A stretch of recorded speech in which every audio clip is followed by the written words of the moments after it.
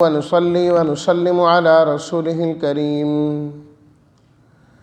أما بعد فأعوذ بالله من الشيطان الرجيم. بسم الله الرحمن الرحيم. وآمنوا بما أنزلت مصدقا لما معكم ولا تكونوا أول كافر به ولا تشتروا بآياتي ثمنا قليلا وإياي فاتقون. ولا تلبسوا الحق بالباطل وتكتموا الحق وأنتم تعلمون. صدق اللہ مولانا العظیم. اللہم صلی علی سیدنا و مولانا محمد وعلی آل سیدنا و مولانا محمد وبارک وسلم. اور ایمان لاؤ تم اس پر جو میں نے نازل کیا، وہ تصدیق کرنے والا ہے اس کی جو تمہارے پاس ہے، اور تم نہ ہو جاؤ سب سے پہلے اس کا انکار کرنے والے، اور تم مت حاصل کرو میری آیات کے بدلے میں تھوڑی سی قیمت، اور خاص مجھ ہی سے تم ڈرو، اور مت ملاؤ حق کو باطل کے ساتھ، اور تم حق کو مت چھپاؤ جانتے بوجھتے ہوئے.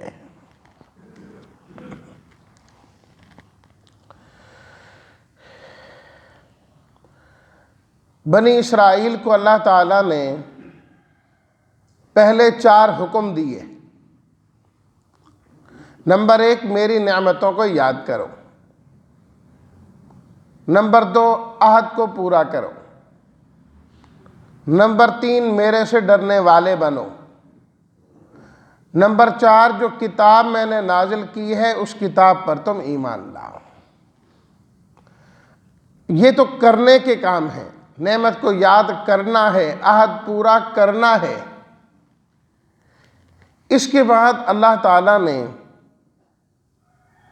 وہ چیزیں ذکر کیں 4 جو نہ کرنے کی ہے، ان کو چھوڑنا ہے.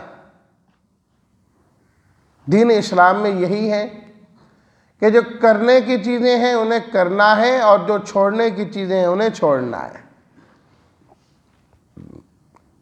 وہ کام جو کرنے کے ہیں انسان صرف انہی کو اختیار کیے رکھیں، جو چھوڑنے کے کام ہیں ان کی طرف توجہ ہی نہ ہو.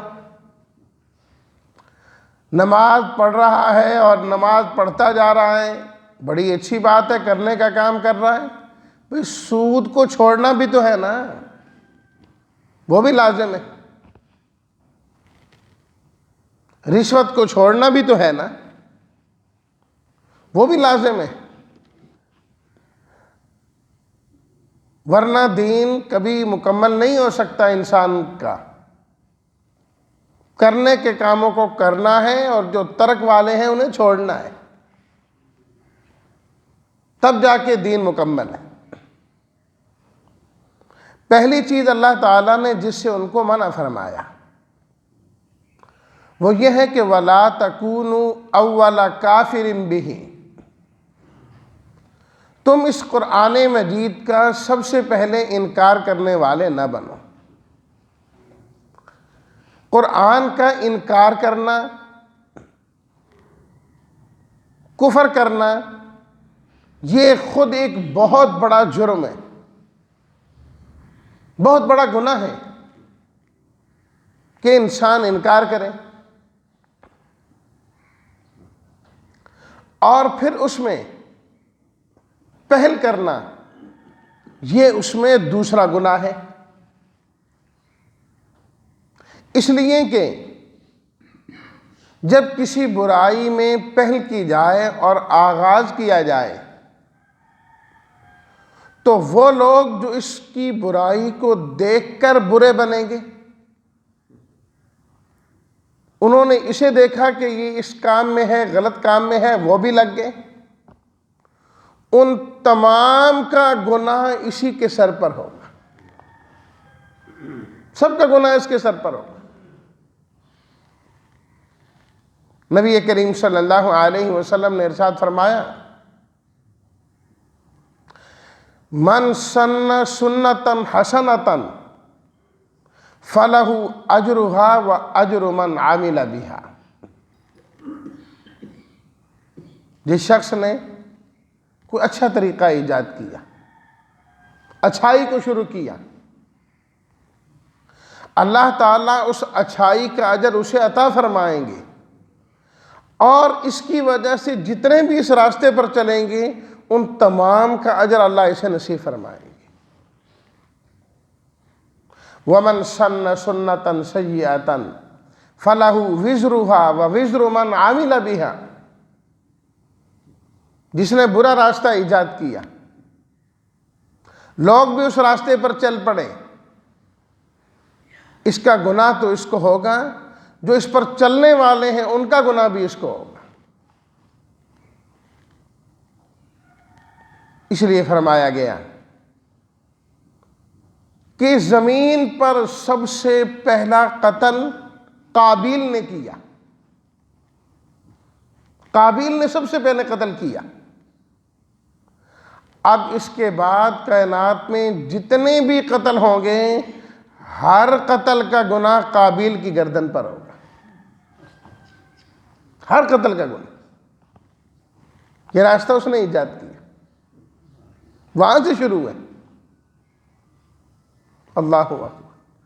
تو اس لیے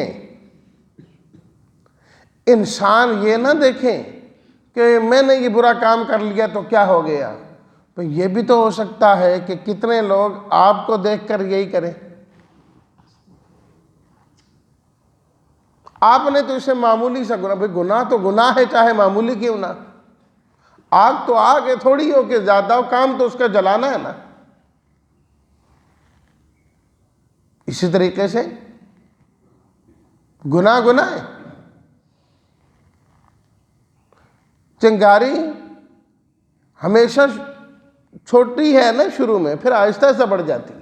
گناہ کا بھی یہی ہے، آہستہ آہستہ آہستہ انسان جری ہوتا ہے گناہ کرنے پر، اور پھر ایسے ایسے گناہ کرتا ہے کہ انسان حیران ہو جاتا ہے۔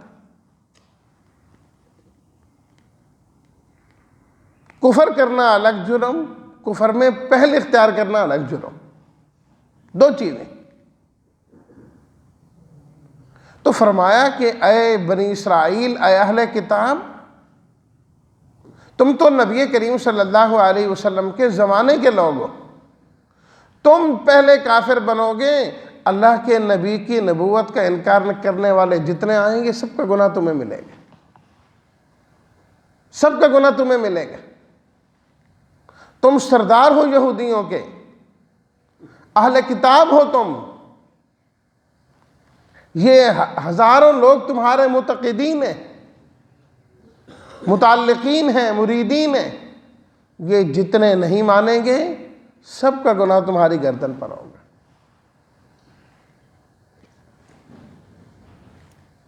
نبی کریم صلی اللہ علیہ وسلم نے جو مختلف بادشاہوں کو خطوط روانہ کیے، آپ نے لکھوائے خطوط، ہرقل کو آپ نے جو خط لکھوایا،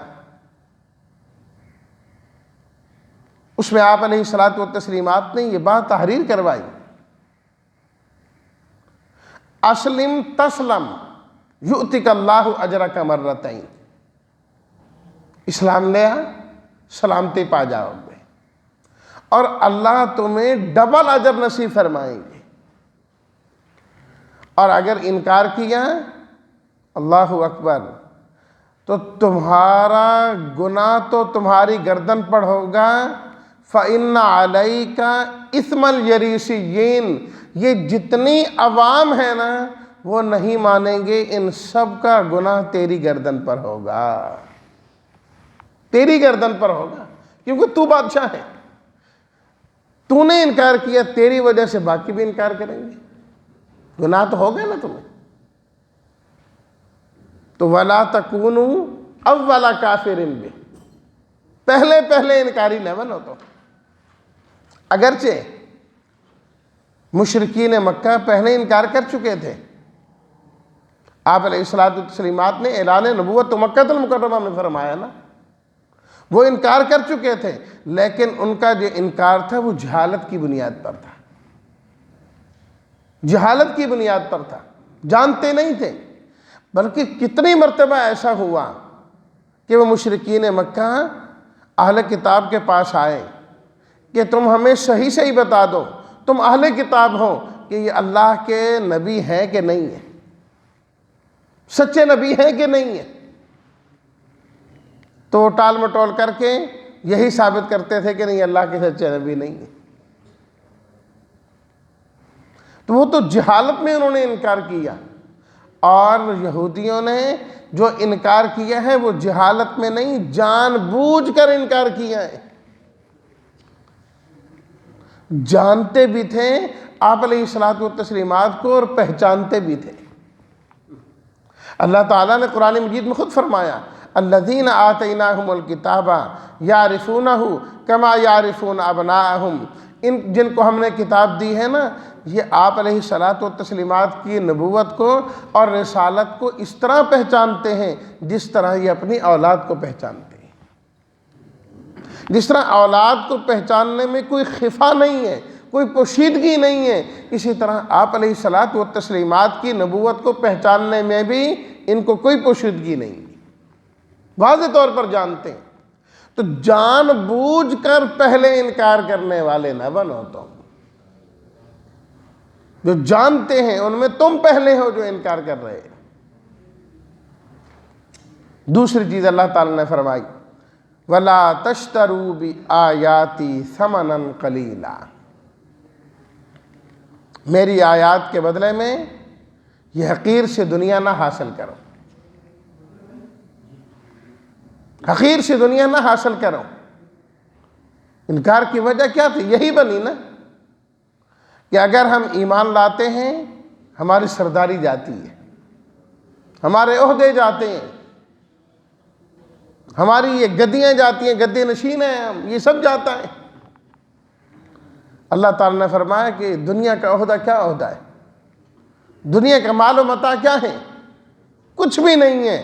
قُلْ مَتَاعُ الدُّنْيَا قَلِيلٌ، آپ فرما دیجئے ساری دنیا کا جو نفع ہے قلیل، وہ بالکل تھوڑا سا ہے، کچھ بھی نہیں. اور جو اللہ کی آیات ہیں وہ تو بہت عظیم ہے. اللہ خود عظیم، اللہ کی کلام بھی عظیم ہے.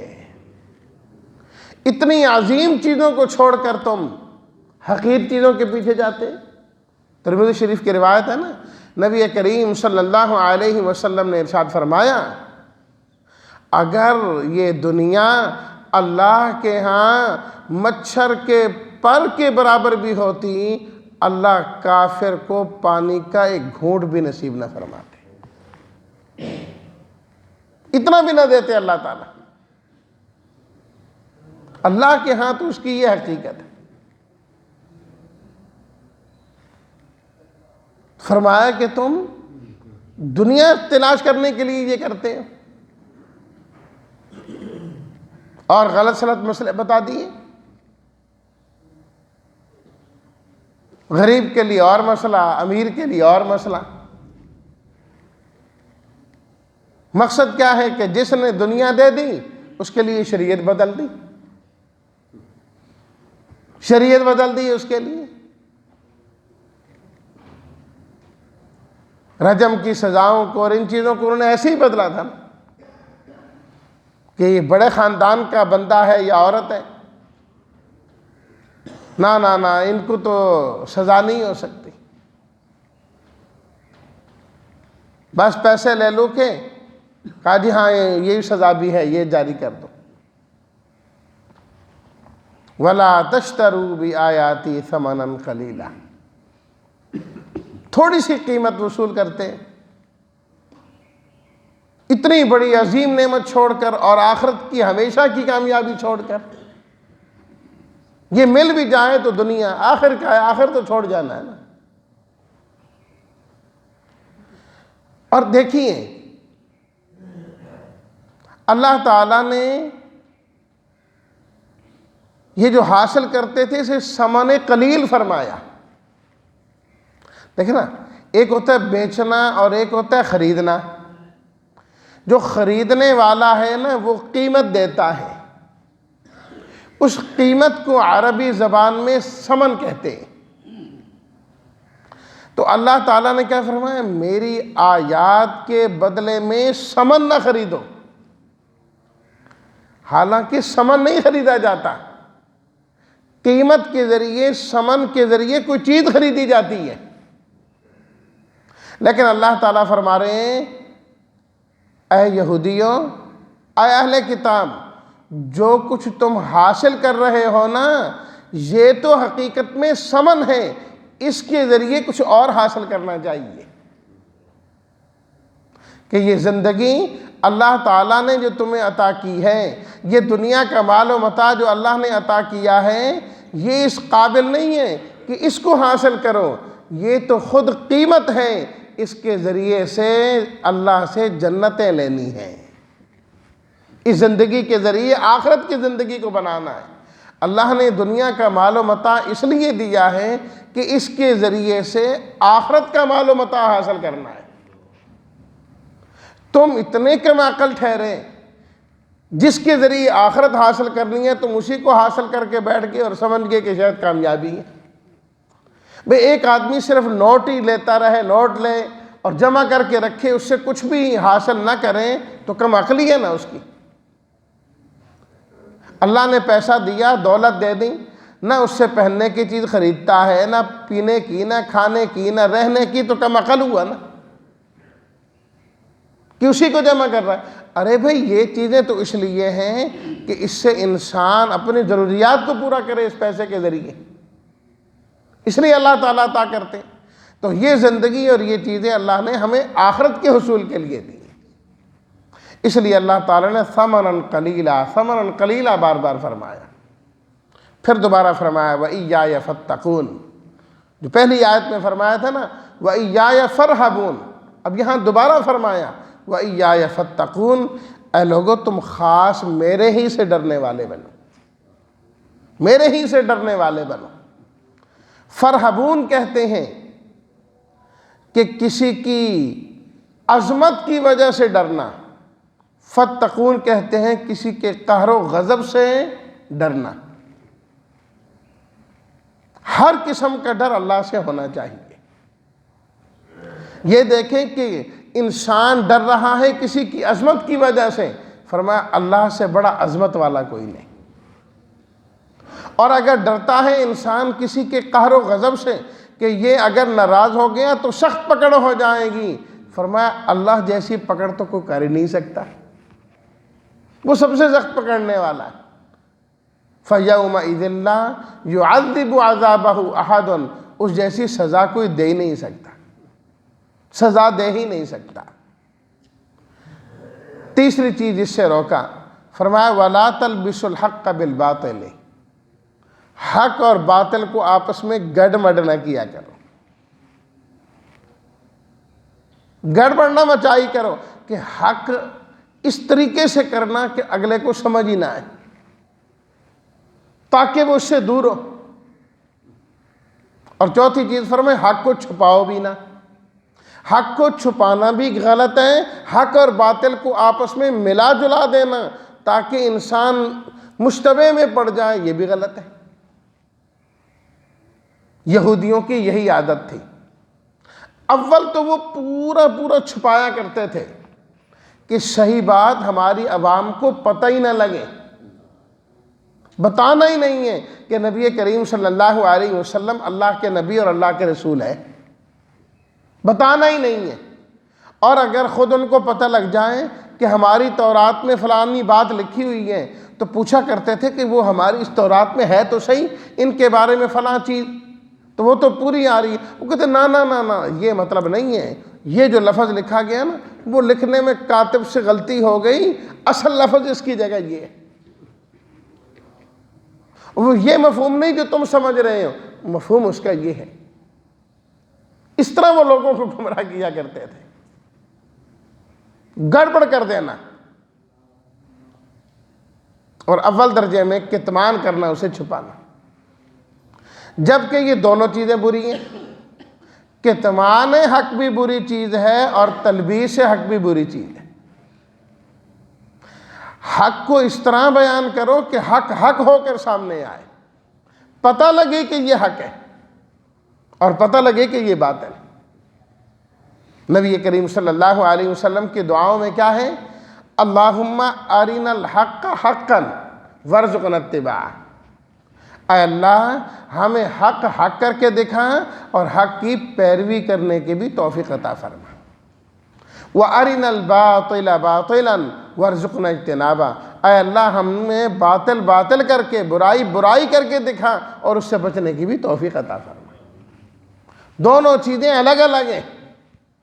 فرمایا کہ جو حق کو چھپاتا ہے اسے پتہ ہے کہ یہ حق ہے۔ اسی سورہ البقرہ میں آگے جا کے اللہ تعالیٰ نے فرمایا اولئک یلعنہم اللہ ویلعنہم اللاعنون، اور آگے فرمایا اولئک علیہم لعنت اللہ والملائکۃ والناس اجمعین، جو حق بات کو چھپاتا ہے اس پر اللہ کی بھی لعنت ہے، فرشتوں کی بھی لعنت ہے اور لوگوں کی بھی لعنت ہے۔ یہ ملعون لوگ ہیں۔ تو اس لیے حق بات کو چھپانا بھی جائز نہیں۔ تو یہ 4 خرابیاں ہیں جس سے اللہ نے منع کیا۔ نمبر 1 کفر، نمبر 2 حق بات کو، نمبر 2 دین فروشی، دین بیچنا، اور نمبر 3 حق اور باطل کو گڑبڑ کرنا، اور نمبر 4 حق بات کو چھپانا۔ وَأَنْتُمْ تَعْلَمُونَ، فرمایا تمہیں پتہ بھی ہے کہ یہ حق ہے۔ پہلی 2 چیزیں یہ انسان کی اپنی گمراہی کا ذریعہ ہے۔ کفر کرنے سے بندہ خود گمراہ ہو جاتا ہے، دین فروشی سے انسان خود گناہگار ہوتا ہے اور خود گمراہ ہوتا ہے، اور جو دوسری 2 چیزیں حق اور باطل کو ملانا اور چھپانا، یہ دوسرے کی گمراہی کا ذریعہ ہے۔ تو نتیجہ کیا نکلا؟ خود بھی گمراہی نہ اختیار کرو اور دوسروں کو گمراہ کرنے والے بھی نہ بنو، بلکہ خود بھی ہدایت پر آؤ اور اوروں کو بھی ہدایت پر لانے کی کوشش کرو۔ اللہ ہم سب کو ہدایت یافتہ بنائے اور ہدایت ہی کو پھیلانے والا بنائے۔ وآخر دعوانا ان الحمد للہ رب العالمین۔